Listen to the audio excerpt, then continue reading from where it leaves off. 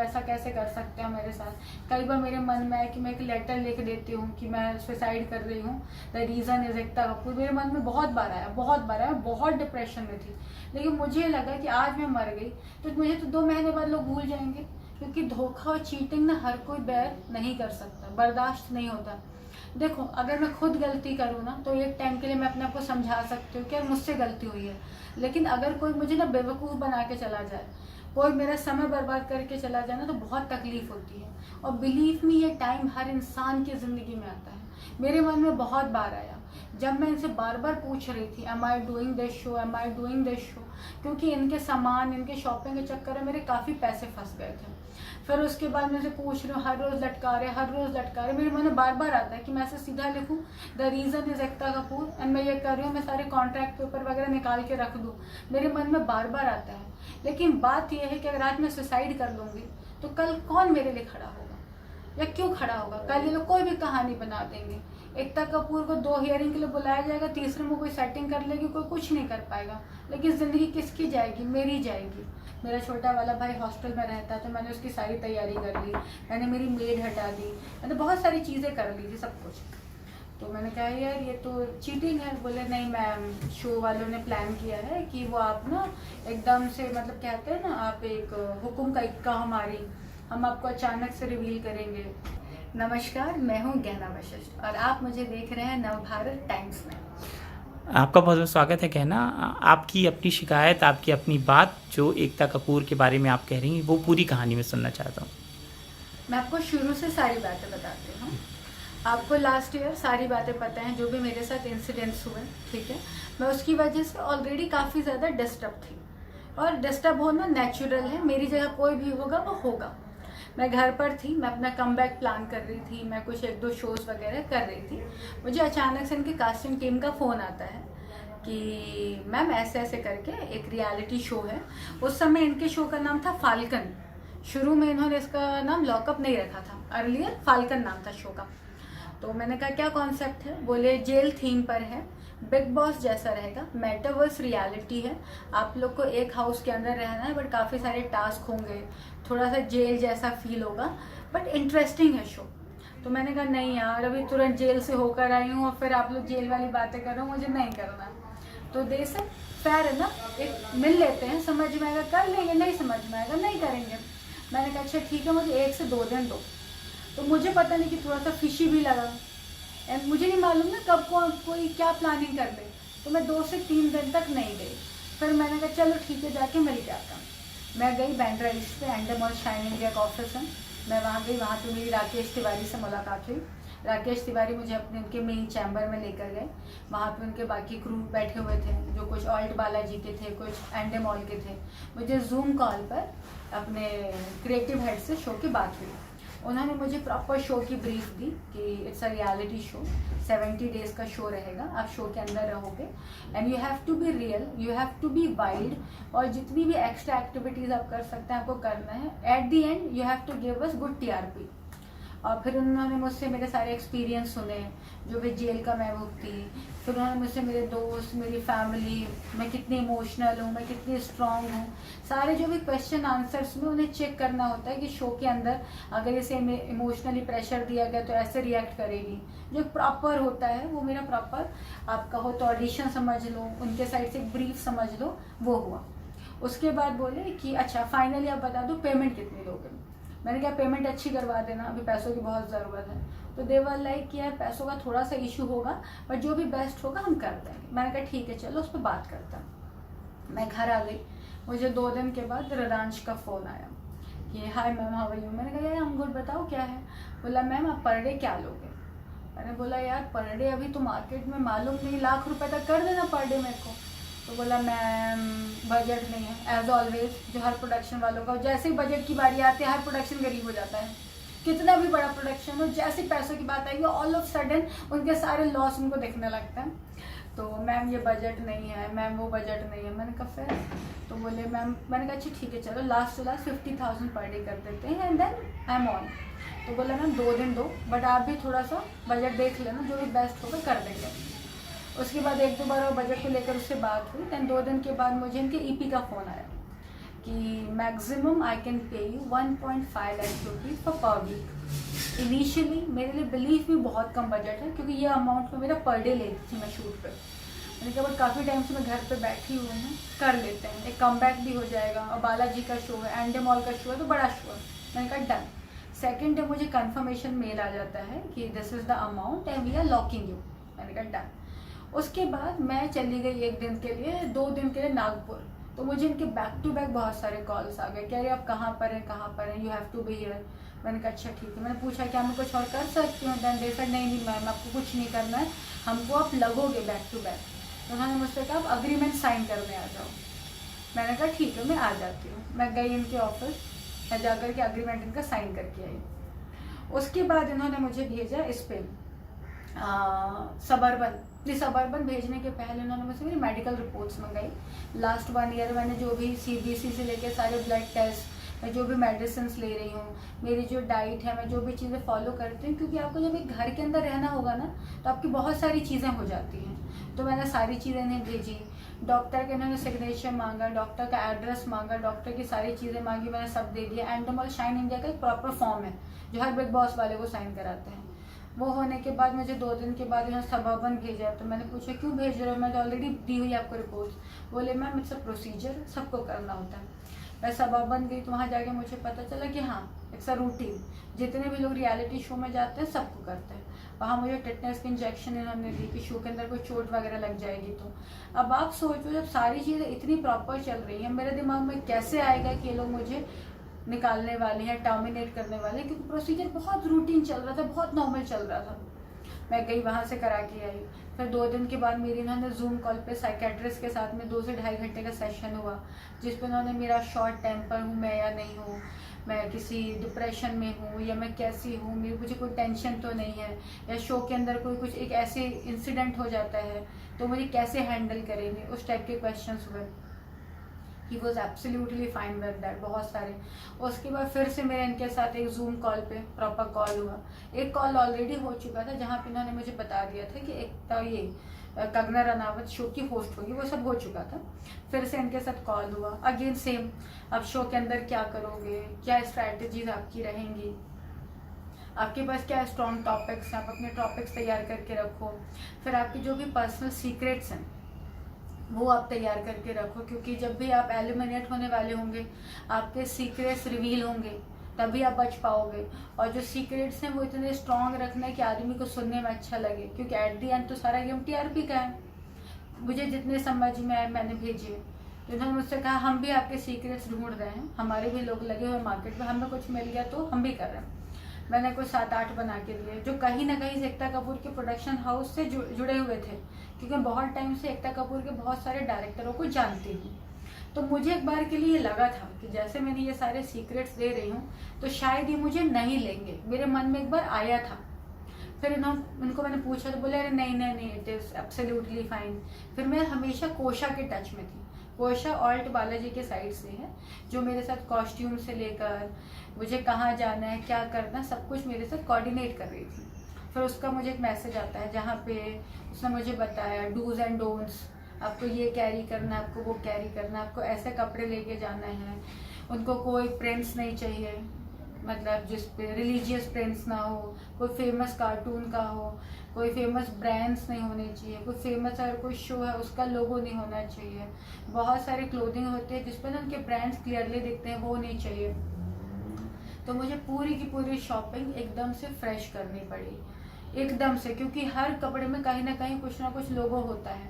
And then they were very clear कि mirror work नहीं चाहिए उनको, क्योंकि मिरर अगर आप रखते हो तो सामने कैमरा दिखता है उसमें सब कुछ। 5 से 6 बार तो चीज़ें चेंज हो रही हैं, ला रही हूँ मैं फिर चेंज हो रही, ला रही हूँ मैं चेंज हो रही, सब चल रहा है। देन कोशा टोल्ड मी कि अप्रॉक्सीमेटली ऑन 20th या तो 21st को हम लोग आपको क्वारंटीन करेंगे एंड देन 26 से we have to start the shooting. तो किसी भी हाल में कुछ भी हो जाए आप कुछ मत कहीं मत जाना, you have to be here only. मैंने कहा फेयर इनफ। मैं स्मूथली फिर मैंने बीच में जो कुछ शोज आए कुछ इवेंट्स है, मैंने पूछा इन लोगों से कर लूँ क्या, no ma'am you can't do this. मैंने कहा 1-2 गाने आ रहे हैं या 2 दिन का काम मैं कर लेती हूँ। Then they said no ma'am नहीं करना है। कुछ और है, मैंने पूछा, बोले नहीं ma'am you can't do this, you can't do that, you can't do this, चल रहा है। 18th को मुझे फ़ोन आता है हृदांश का कि मैम हम आपको फर्स्ट वीक में लेके नहीं जा रहे हैं, हम आपको सेकंड वीक में लेके जाएंगे। बहुत शॉकिंग था। रीज़न ये है कि जब मुझे पता है कि मैं 20 से जा रही हूँ तो मैंने उस हिसाब से सारी चीज़ों की तैयारी कर रखी थी। मेरा छोटा वाला भाई हॉस्टल में रहता तो मैंने उसकी सारी तैयारी कर ली, मैंने मेरी मेड हटा दी, मैंने बहुत सारी चीज़ें कर ली थी, सब कुछ। तो मैंने कहा यार ये तो चीटिंग है। बोले नहीं मैम, शो वालों ने प्लान किया है कि वो आप ना एकदम से, मतलब कहते हैं ना आप एक हुक्म का इक्का हमारी, हम आपको अचानक से रिवील करेंगे, हम ऐसे। मैंने कहा अच्छा ठीक है चलो। बोले we have some different plannings for you. मैंने कहा ठीक है, ये चल रहा है बैक टू बैक, ठीक है। अब मेरे को 18 के लोग बोलते हैं, फिर मुझसे कहते हैं 28 को हमारा poster shoot, trailer shoot, teaser shoot, हमारे सारे शूट्स हैं जो कि फिल्म सिटी में हैं, कालिया मैदान में। मैंने कहा फेयर इनफ। मुझे सुबह 8 to 11 का टाइम दिया गया था 20th of फरवरी को। मैं गई, मैं वहाँ गई तो मुझे पता चला स्टाफ से, कुछ लोगों से, कि आज ही सारा खान का, पायल रोहतगी का और अली मर्चेंट का शूट भी है। मैंने कहा ठीक है, मेरा ख़त्म हुआ। तो मेरे सेम डोर के बगल में सेम वैनिटी में सारा थी, सारा आई, दिन भर उनके साथ शूट किया। फिर उसके बाद मैं घर आ गई, मैं सुकून से बैठी हुई हूँ कि चल ठीक है, शायद अभी होगा, ये होगा। फर्स्ट वीक निकल गया। अच्छा, फर्स्ट वीक के बीच में ही मैंने अली मर्चेंट को, उसके कॉमन फ्रेंड को फ़ोन किया कि यार अली कब जा रहा है। तो he surely might be going in second week. मैंने कहा शायद मैं, अली और कोई तीसरा जो कंटेस्टेंट है, क्योंकि पहले ये लोग सिर्फ 13 लोगों को लेके गए थे, तो हम 3 लोगों को एक साथ ही लोग लेके जाएंगे। कोई न्यूज़ नहीं। मैं कंटिन्यूस इनसे पूछ रही हूँ यार अगर कुछ है गड़बड़ तो बता दो। मैंने सबसे पूछा कि क्या ऐसा है कि लेट जा रही हूँ या जा ही नहीं रही हूँ। मैंने बार बार पूछा, नहीं मैम आप कर रहे हो, नहीं मैम आप कर रहे हो, नहीं मैम आप कर रहे हो, बट हमें ये नहीं पता कब जा रहे हो। पूरा टाइम वेस्ट किया। 18th of मार्च को मैं एकदम से फ्रस्ट्रेट हो गई, मैं इनके ग्रुप से अपने आप को एग्जिट कर लिया, तब भी इनका कोई रिएक्शन नहीं। 21st of मार्च को मुझे फ़ोन आता है रदांश का, एंड ही सेड कि मैम सो सॉरी, हम ये कॉन्टैक्ट टर्मिनेट कर रहे हैं। ये मेरे साथ हुआ। ओके, तो आप 21 मार्च से अभी अप्रैल चल रहा है, मतलब एक लंबा समय था जब आपने सोचा कि इसको आप मीडिया, तब तक क्या चल रहा था? मतलब देखो 21 मार्च से आज कितनी तारीख हो गई है? आज 17 हो गई। हाँ हाँ, तो ऑलमोस्ट 27 दिन हो गए। हाँ हाँ हाँ। तो पहले मैं मीडिया से बात नहीं करना चाहती थी। पहले मुझे लगा कि, पहले एक्चुअली बहुत डिप्रेशन में आ गई मैं बहुत टेंशन में आ गई। मुझे कुछ दिन लगे उससे निकलने में, क्योंकि मैंने बहुत सारा काम छोड़ दिया था, बहुत सारा काम। आप ना एकदम से तुरंत आप जंप नहीं करते हो, क्योंकि इमोशंस बहुत ज़्यादा इन्वॉल्व होते हैं। फिल्म इंडस्ट्री में आप हमेशा ना पैसे के लिए नहीं आते हो, आप यहाँ पे आप अपने करियर के लिए आते हो, और करियर हमेशा ना आपके इमोशन से जुड़ा हुआ होता है। 10 दिन तो मुझे प्रॉपर अपने आप को ऐसे स्टेबल करने में लग गए कि हाँ यार अभी निकलना चाहिए। मैं 10 दिन तक घर से ही नहीं निकली, मैं घर से बाहर तक नहीं गई, मैं अपने गेट डोर से भी बाहर नहीं आई। मैं 10 दिन तक एकदम रो रही हूँ, टेंशन में हूँ कि यार ये लोग ऐसा कैसे कर सकते हैं मेरे साथ। कई बार मेरे मन में है कि मैं एक लेटर लिख देती हूँ कि मैं सुसाइड कर रही हूँ, the reason is Ekta Kapoor. मेरे मन में बहुत बार आया, बहुत डिप्रेशन में थी। लेकिन मुझे लगा कि आज मैं मर गई तो मुझे तो 2 महीने बाद लोग भूल जाएंगे, जिसको जो मन में अगर स्टोरीज लिख देंगे, मैं नहीं करूँगी। फिर उसके बाद मैंने सोचा चलो काम शुरू करते, लेकिन मैंने इतनी सारी चीज़ों को मना कर दिया था ना कि अभी ना मेरे मुंह से नहीं हो पा रहा कि मैं सामने से लोगों को फ़ोन करूँ कि यार चल काम शुरू करते हैं। क्योंकि जिसका भी फ़ोन आता था मैं सबको कह देती थी यार इतने दिन के लिए बिजी हूँ। इसी बीच में एंडे मॉल वाले कुछ शो बना रहे थे मेकअप को लेकर के, तो मुझे 1-2 कोऑर्डिनेटर्स का फ़ोन आया कि मेकअप को लेकर एंडे मॉल वाले शो बना रहे हैं, आप कर लो। और वो शो होने वाला था इनका अप्रैल से। अब मैं उसको तो बता नहीं सकती थी कि मैं लॉकअप कर रही हूँ, क्योंकि एनडीए साइन था। तो आई टोल्ड हिम नहीं यार मैं बिजी हूँ। अभी मैंने सबको कह दिया है कि मैं मई तक बिजी हूँ, अभी अचानक से मैं अप्रैल में फ़ोन करके कैसे बोल दूँ। तो मेरी अचानक से मेरी पीआरओ से बात हुई, आई स्पोकन टू हर कि देख यार ये हुआ है, अभी क्या करूँ मैं। तो मुझे ऐसा लगा कि I should talk to media, public should know कि क्या हुआ है, क्योंकि नहीं पता चलेगा तो कभी नहीं पता चलेगा। क्या ना, देखिए आप सिर्फ ये शिकायत कर रही हैं कि ताकि सबकी नज़र में हो कि आपके साथ क्या हुआ, कि आगे कोई एक्शन भी लेंगी एकता कपूर के खिलाफ आप? नहीं, मैं कोई एक्शन नहीं लूँगी। आई एम नॉट समवन जो कभी किसी को हार्म करे या किसी के खिलाफ एक्शन ले, या मुझे एकता कपूर से कुछ चाहिए या मैं एकता कपूर से 1 रुपया भी एक्सपेक्ट कर रही हूँ, तो मैं ऐसा कुछ नहीं कर रही हूँ। और ना तो मैं ये चाह रही हूँ कि एकता कपूर अभी मुझे अपने रियलिटी शो में ले ले, और ना मैं ये चाह रही हूँ कि मैं एकता कपूर के साथ आगे कोई काम करूँ। मुझे कुछ भी नहीं चाहिए वहाँ से, और ना मेरी कोई उनसे किसी भी टाइप का मुझे उन्हें हार्म करना है। मैं सिर्फ इसलिए ये बातें कर रही हूँ क्योंकि जिन लोगों को मैंने कहा था ना मैं बिजी हूँ, लोगों को आगे चल के मेरा काम नहीं दिखेगा तो लोग मुझे कहेंगे अच्छा ये देखो गहना भी ना बाकी एक्टरों की तरह करने लग गई है। तो एकता से आप क्या चाहते हो? आप बता रहे थे कि आपको कोई शो या पैसे की आप उम्मीद नहीं कर रहे हो, लेकिन इसलिए आप बता रहे हो कि जिन लोगों को आपने मना किया था काम के लिए उनको सही बात पता चले कि आप यहाँ पे लॉक थे जो बता नहीं सकते थे, एनडीए साइन किया था।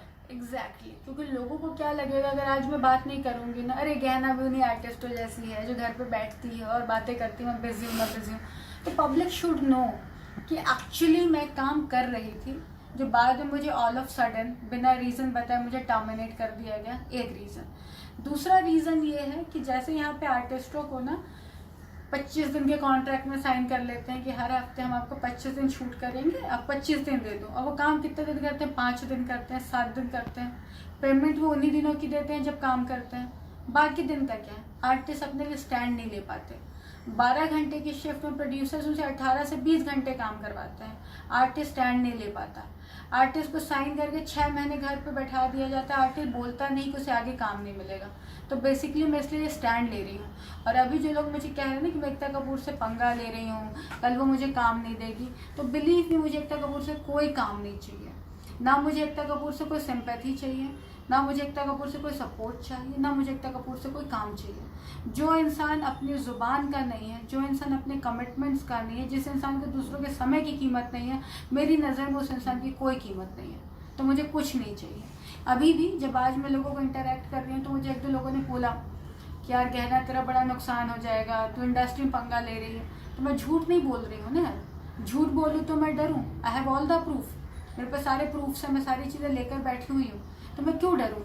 एंड अगर आज मैं स्टैंड नहीं लूँगी कल कोई और नहीं लेगा, परसों भी कोई नहीं लेगा, किसी को तो स्टार्ट करना होगा।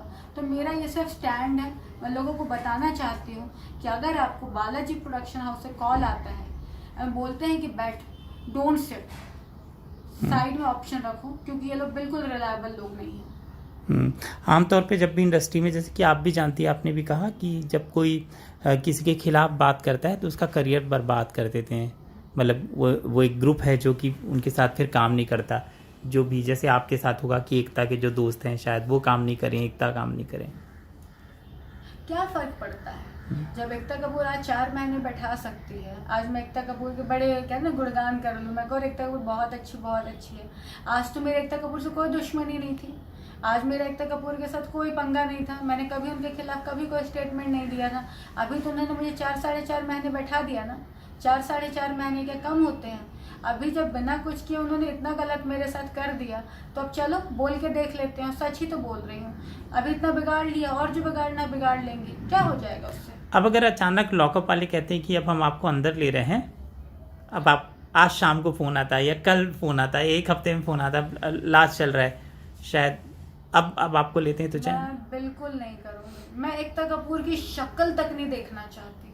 मैं बताऊँ, बिलीव मी, मैं उन लोगों में से बिल्कुल नहीं हूँ जो अपनी बातों को बदल दें या बूट लेकिन कर लें या जी हुजूरी कर लें। जो गलत है वो गलत है। अगर मैं गलत हूँ तो मैं गलत हूँ, आप गलत है तो आप गलत है, लेकिन गलत गलत ही होता है। आप मुझे ऐसे अचानक से टर्मिनेट कर देंगे, आप मुझे घर पे बैठा के रखेंगे, और कल आप मुझे बुलाएंगे, कल आप मुझे ऐसे कहते हैं चॉकलेट दिखाएंगे, मैं चॉकलेट के पीछे आ जाऊंगी, तो मैं नहीं आऊंगी। और यह कि आखिरी प्रोड्यूसर भी हैं तो भी मैं आपके साथ काम नहीं करूंगी। देखिए, जब आदमी का काम जाता है तो टूट जाता है, आपने भी कहा, और छोटी सी नौकरी करने वाला भी टूट जाता है, बड़े बड़े लोग टूट जाते हैं, उनका जैसी काम उनको लगता है कि सब कुछ ख़त्म हो गया है या फेल हो जाते हैं तो उनको बड़ा दुख होता है। और ये जो काम ना मिलने का या काम खो जाने का डिप्रेशन होता है, वो उससे आप जूझ रही थी। लोगों को क्या सलाह देंगी, मतलब इससे उबरना, और किस तरह के ख्याल आते हैं जब काम फिसल जाता है, हाथ से निकल जाता है? मैं आपको बताऊं, आप सुशांत सिंह राजपूत को हम सब लोग जानते हैं, बहुत बड़ा स्टार था। यशराज की भी फिल्में उन्होंने कर रखी थी, बहुत बड़ी बड़ी फिल्म्स कर रखी थी। मंथली वो 10 लाख के आसपास रेंट भी दे रहे थे और सब कुछ था उनके पास। इसके बावजूद उन्होंने सुसाइड कर लिया, क्योंकि धोखा और चीटिंग ना हर कोई बेयर नहीं कर सकता, बर्दाश्त नहीं होता। देखो, अगर मैं खुद गलती करूँ ना तो एक टाइम के लिए मैं अपने आप को समझा सकती हूँ कि यार मुझसे गलती हुई है, लेकिन अगर कोई मुझे ना बेवकूफ़ बना के चला जाए, कोई मेरा समय बर्बाद करके चला जाए ना, तो बहुत तकलीफ होती है। और बिलीव मी, ये टाइम हर इंसान की ज़िंदगी में आता है। मेरे मन में बहुत बार आया जब मैं इनसे बार बार पूछ रही थी am I doing this show, am I doing this show, क्योंकि इनके सामान, इनके शॉपिंग के चक्कर में मेरे काफ़ी पैसे फंस गए थे। फिर उसके बाद मैं इनसे पूछ रही हूँ, हर रोज़ लटका रहे। मेरे मन में बार बार आता है कि मैं ऐसे सीधा लिखूँ, the reason is Ekta Kapoor, and मैं ये कर रही हूँ, मैं सारे कॉन्ट्रैक्ट पेपर वगैरह निकाल के रख दूँ। मेरे मन में बार बार आता है। लेकिन बात यह है कि अगर आज मैं सुसाइड कर लूँगी तो कल कौन मेरे लिए खड़ा होगा, या क्यों खड़ा होगा? कल ये लोग कोई भी कहानी बना देंगे। एकता कपूर को 2 हियरिंग के लिए बुलाया जाएगा, तीसरे में कोई सेटिंग कर लेगी, कोई कुछ नहीं कर पाएगा। लेकिन ज़िंदगी किसकी जाएगी? मेरी जाएगी। तो मैं ये कहना चाहूँगी, जो लोग ये सोचते हैं उससे ज़्यादा ये उन लोगों के लिए है जो लोग करते हैं। देखो एकता कपूर मैम, मेरी आपसे कोई दुश्मनी नहीं थी, मैंने आपके खिलाफ कभी कोई स्टेटमेंट नहीं दिया, और बल्कि जब इतनी सारी चीज़ें हुई मैं सबके लिए स्टैंड लिया। मैं 11 साल से इंडस्ट्री में हूँ, मैंने किसी प्रोड्यूसर, किसी डायरेक्टर, कभी किसी के लिए खिलाफ नहीं बोला। मैं बहुत सारी कॉन्ट्रोवर्सीज में रही हूँ, लेकिन मेरी एक कॉन्ट्रोवर्सी आप बता दो जिसमें मैंने किसी के खिलाफ, उसके करियर को या उसके कैरेक्टर पर कभी उंगली उठाई हो, मैंने कभी नहीं किया। ये मेरा काम नहीं है। आपके साथ मैं कुछ नहीं किया, आपने मेरे साथ इतना गलत किया, मत करो ना यार। मैं आपका कुछ नहीं खा रही हूँ, मैं आपका कुछ खा के नहीं बैठी हूँ, मेरी आपसे कोई पहचान नहीं पर्सनली, मत करो ना यार। आपके घर पे मैं नहीं मांगने आई थी कि शोधा, आपने मुझे बुलाया था, नहीं करना था पहले दिन मना कर देते। आपको जिस दिन एहसास हुआ कि मैं फिट नहीं हूँ उस दिन मना कर देते, या आप नहीं हो, आपको पता था, मुझे काम करने देते। मेरे आपके साथ कोई, तो मत करो ना यार। आप उससे ज्यादा उसको समझाना कि उसको क्या नहीं करना चाहिए। कहीं इस वजह से तो नहीं लिया आपको, कहीं लीगली उनका शो फंस ना जाए, क्योंकि आपका केस अभी भी चल रहा है? ऐसे तो सबके केसेस चल रहे हैं, कंगना के ऊपर भी केस है, मुनव्वर का भी केस है, सबके केस हैं। कौन सा केस है जो हमारे देश में ऐसे 2 दिन में खत्म हो जाता है? आपको बेल मिल जाती है, लेकिन केस चलता रहता है ना। ट्रायल के लिए चलता है, डिस्चार्ज के लिए चलता है, क्वेश्चन के लिए चलता है, multiple procedures are there. And जब मेरी उनसे फर्स्ट मीटिंग हुई थी, फर्स्ट टॉपिक हमने यही बातें की थी, एंड मैंने उनको पूरी तरह से क्लियर किया था। एंड मैं उनको कोर्ट की तरफ से भी लिखवा के भी देने को तैयार थी, मैं लॉयर से भी सब तैयार थी करने को। एंड सारी चीज़ उनको पता है। वो कोई बच्चे लोग नहीं है कि उनके पास लॉयर्स नहीं है, उनके पास कुछ नहीं, उनके पास सब कुछ है। उनको डेट से लेके सारी चीज़ें मेरी पता थी। ऐसी कोई भी चीज़ नहीं थी जो उनके शो के बीच में अड़चन आ रही थी। और जो उनके पास ऑलरेडी कंटेस्टेंट्स हैं वो ऑलरेडी कंट्रोवर्शियल है। अभी कुछ दिन पहले पूनम को बेल मिली तो क्या केस खत्म हो गया? ऐसे तो बेल मुझे भी मिली हुई है। फिर मुनव्वर को भी केस में था, ऐसे तो सबके सब ऐसे हैं। तो पुलिस वाला केस का कोई मैटर ही नहीं है। आपने कहा कि आपने अपने जो सीक्रेट रिवील किए थे वो बालाजी के डायरेक्टर्स के साथ जुड़े थे। क्या ऐसा कोई सीक्रेट आप बताना चाहेंगी मीडिया को? कि नहीं, मैं सीक्रेट्स नहीं बताना चाहूँगी। मैं उस समय भी नहीं बताना चाहती थी यार। जो हो गया सो हो गया, मतलब जो बीत गई सो बात गई। आप उस चीज़ को ना मुद्दा नहीं बना सकते। बट उनकी कंडीशन ही ये थी कि उन्हें ऐसा कुछ चाहिए था, और मेरे पास बहुत ज़्यादा सीक्रेट्स नहीं थे, जो थे वो मैंने उनको दे दिए थे। ओके, हमसे बात करने के लिए बहुत बहुत शुक्रिया गहना आपका। Thank you so much. Thank you so much.